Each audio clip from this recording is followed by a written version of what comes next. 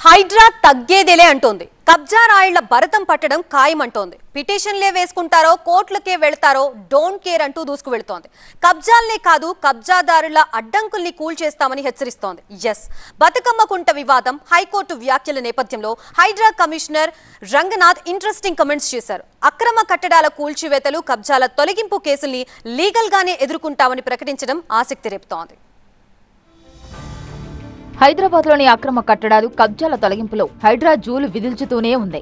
Weekend లేదు, week beginning లేదు. ఇకపై ఎనీ టైం ఎనీవేర్ అన్నట్టుగా కూల్చివేతలతో అక్రమార్కులను హడలెత్తిస్తోంది.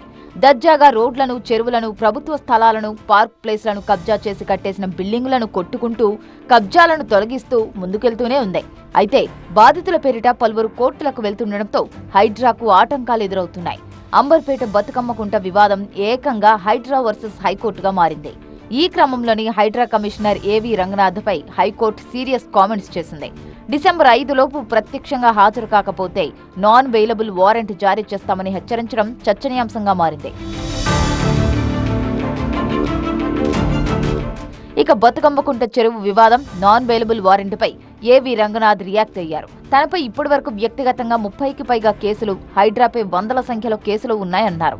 హైదరాబాద్ వ్యాప్తంగా పలు ప్రాంతాల్లో ఇష్టారీతన భూములు కబ్జా చేసిన కబ్జాదారులు హైడ్రాకు అడ్డంకులు సృష్టించే ప్రయత్నాలు చేస్తున్నారన్నారు ఏవి రంగనాథ్. ఇది ఒక పెద్ద యజ్ఞం అండి. ఇది చెరువులు కాపాడటం అనేది సామాన్యమైన విషయం కాదు. ఇది ఎందుకంటే చాలా పూర్తిగా ఎంక్రోచ్ అయినటువంటి పరిస్థితుల్లో మనం చూసాం. దాదాపు 60-65% పైన హైదరాబాద్లో మొత్తం చెరువులన్నీ కూడా ఎంక్రోచ్ అయిపోయింది.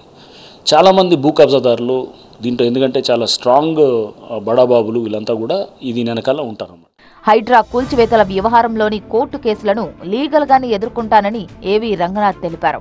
సో న్యాచురల్గా వాళ్ళు మాకు ఎన్ని ప్రొఫెషనల్ హెజార్డ్స్ అనుకుంటాం, అంటే ఏదైతే చట్టపరంగా మేము ఉద్యోగం చేస్తున్నప్పుడు మాకు వచ్చేటటువంటి కొన్ని అడ్డంకులుగా భావిస్తాం తప్ప, కానీ ఈ కేసులు ఎన్నింటినీ కూడా ఎదుర్కోవడానికి మా వైపు నుంచి మా లీగల్ టీం ఉన్నారు. మేము కోర్టు ఉత్తర్వులను ఎప్పటికప్పుడు మేము ఫాలో అవుతూనే వాటిని మేము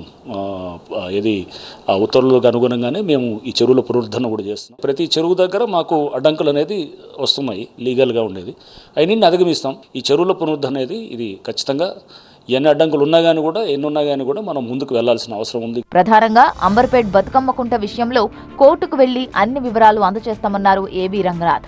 అడ్డంకులు తొలగించి హైదరాబాద్లోని చెరువులను అభివృద్ధి చేయడమే తమ లక్ష్యమని స్పష్టం చేశారు. డెఫినెట్గా కంటెంప్ట్ దాని మీద ఇష్యూ చేశారు. నేను డెఫినెట్గా అటెండ్ అయ్యి కోర్టుకి మా వాదన అంతా కూడా వినిపిస్తాం. బట్ ఫర్దర్గా నేను I don't want to comment, ఎందుకంటే అది కోర్టు పరిధిలో ఉన్న అంశం కాబట్టి. మరోవైపు జూబ్లీహిల్స్ పరిధిలోని షేక్పేట ఆక్రమణలపైన హైడ్రా ఫోకస్ పెట్టింది. 30 ఎకరాల భూమిని ఆక్రమణ నుంచి కాపాడాలనే విజ్ఞప్తితో హైడ్రా ఎంక్వైరీ చేస్తోంది. అయితే Jubilee Hills MLA Naveen Yadav, BRS incharge Maganti Sunitha సారథ్యంలో సక్కుబాయి లేఅవుట్ ఆక్రమణలపై చర్చించడం ఆసక్తిగా మారింది. మొత్తంగా అక్రమ కట్టడాలు, కబ్జాల తొలగింపులో తగ్గేదే లేదంటున్నారు హైడ్రా కమిషనర్ ఏబీ రంగనాథ్. కబ్జాదారుల ఆటంకాలు, అడ్డంకులు వచ్చినా లీగల్గానే కూల్చివేస్తామని చెప్తుండడం కబ్జా రాయుళ్లలో వణుకు పెట్టిస్తోంది.